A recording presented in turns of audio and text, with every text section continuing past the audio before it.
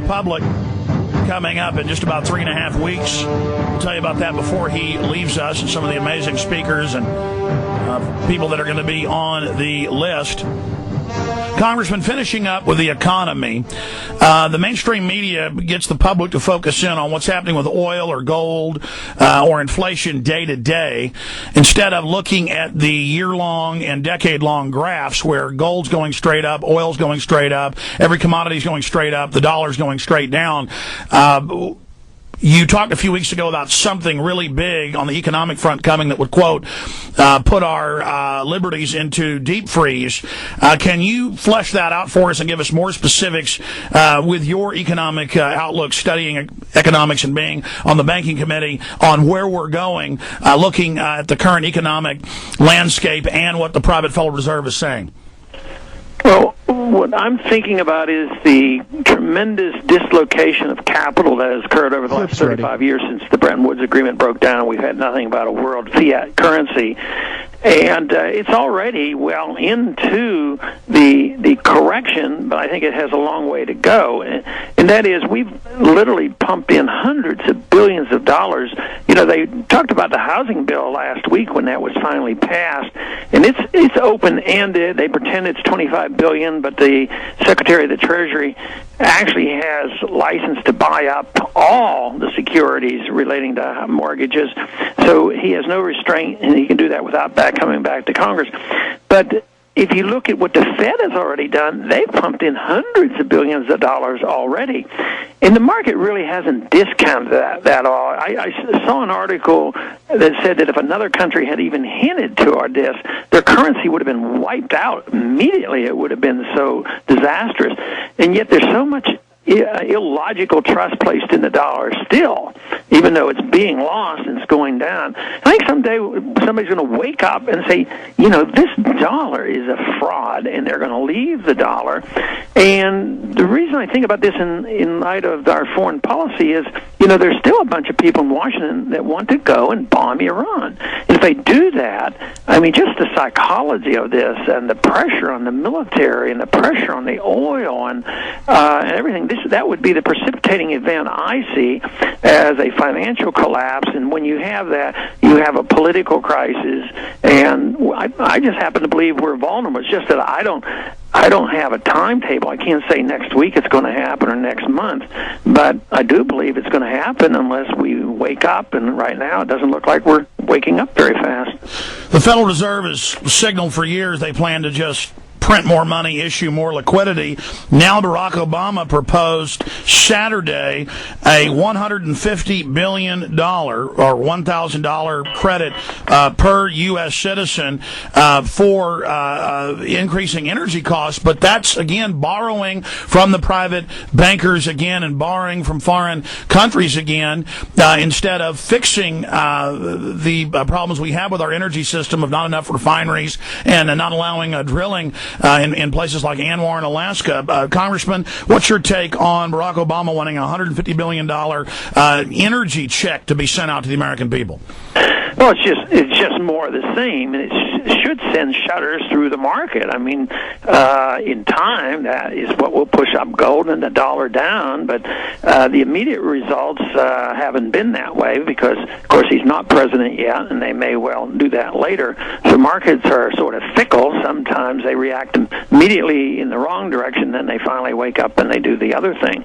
But this whole notion that Barack Obama has something new and wonderful to offer is just silly talk, and he just has more spending. But if we could only criticize him and say, the answer is just vote for the Republican, and the Republicans will save us, you know, we can't do that either. And I think that's what the American people are waking up to, realizing that neither party is offering us any solution. But this whole idea that we can either appropriate more money or print more money and inflate our way out of it or borrow our way out of it, that's coming to an end. And I think that's what the American people are sensing. And the frustrations with the American people are way ahead of what's going on in Washington. A crisis of confidence. You've always spoken, going back decades, about the fact that once the government started going bankrupt, once the dollar started imploding and eroding because of the policies they were setting, you knew that would eventually precipitate out, that there would come a point where we were at a crossroads of, would the government be able to offer the solution of even more government and bring us into total tyranny once we came to the crossroads, or would we, liberty lovers, those that want to legalize freedom, get to the point of educating the public enough so that they push for a real solution, a true free market, Republican form of government? A, do you think we're approaching that true flashpoint or crossroads? And B, which way do you see us going? Well, I can't say for sure, and I don't think anybody knows, but we're getting awfully close to that. I have concluded that we will not gradually improve ourselves in Washington, that we get a better Congress and we work our way out of it, which in theory you could do that. If you did the right things, you'd suffer a bit, but we could work our way out of it. I think we're going to continue to have the politicians always do the bailouts, as well as Treasury and as well as the Federal Reserve, which means that we will come to a crisis. And the question is what you bring up. Will there be enough of us to pick up the pieces, or will the authoritarians who ruin the system come in and hold it together just by more brute force? And history says that generally what happens is brute force is used to hold the people together, and I'm just hoping and working for the day, believing that there's enough of us left, there is a remnant, and we have access to spreading our messages through radio and through the internet. But there will be enough of us that we can stand up to the authoritarians, but I think the results are yet to be found out. Well, Congressman, we're gearing up to educate the public peacefully. Meanwhile, the authoritarians, in all their major white papers, Defense Department, Ministry of Defense in England, they admit they're gearing up to counter the people who don't want to go into bondage and third world serfdom in this whole high-tech overlay. And so clearly the enemy of liberty understands that and is gearing up with propaganda, militarily, police-wise, to oppress the people. Can you speak to that in this latest example of where they've just announced without warrants they're going to seize everybody's computers? They already started it at the border and send them off for months for them to download the contents of your laptop or your iPhone, which and then they're having, quote, private corporations who are sharing the data. I mean, it's a race towards Orwell. Yeah, and it's always, for good reasons. I mean, somebody coming into this, they start with the borders, and they say, well, you might be a terrorist, so we have to know what's in everybody's computer. So it's always playing on this, we're going to take care of you. But just think of all these lists and ID badges and everything else that they want to have, national ID cards. It's always done to keep out the illegals. And yet, at the same time, we know that they're not very serious about that. But, some person one time said, maybe we ought to do better at the borders to keep the illegals out. But if we have too many fences, it may be that those fences are going to be used to keep us all in. And the border, since I don't believe them being very serious about protecting our borders, every time they pretend to protect the borders, I get very worried. And this whole idea that they're going to seize computers at the border without a search warrant means, although it hasn't happened domestically and it's just starting at the borders, I mean, we're in for a lot of trouble because everything is more lists on people. I mean, there are so many databases in Washington.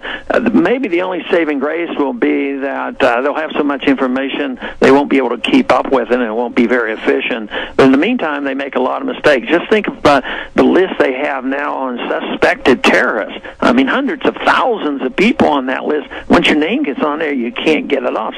So much abuse and so much distrust that exists from this. So, Congressman, what about federal funding for police to go knock on people's doors and, quote, ask to look for illegal guns randomly? Now the Illinois governor has announced 2 weeks ago, NBC and Chicago Tribune, that they want to, quote, use the National Guard in anti-gun sweeps. I mean, it's getting so bad. What should we do about this?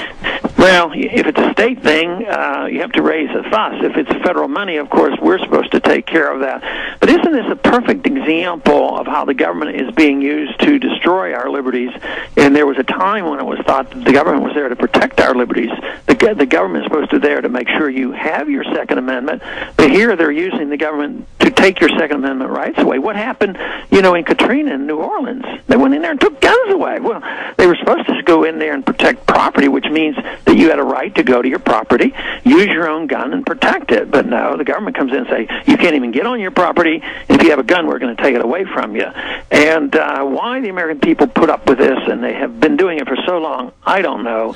But I do know there's a growing number of individuals like us who are saying enough is enough. Congressman, I want to get into the Campaign for Liberty. I want to get into the big rally coming up. The tickets are selling out fast. Some of the great people that are going to be there, like Jesse Ventura and others, who, by the way, I talked to this morning about an event we're doing. I'll tell you about later, listeners.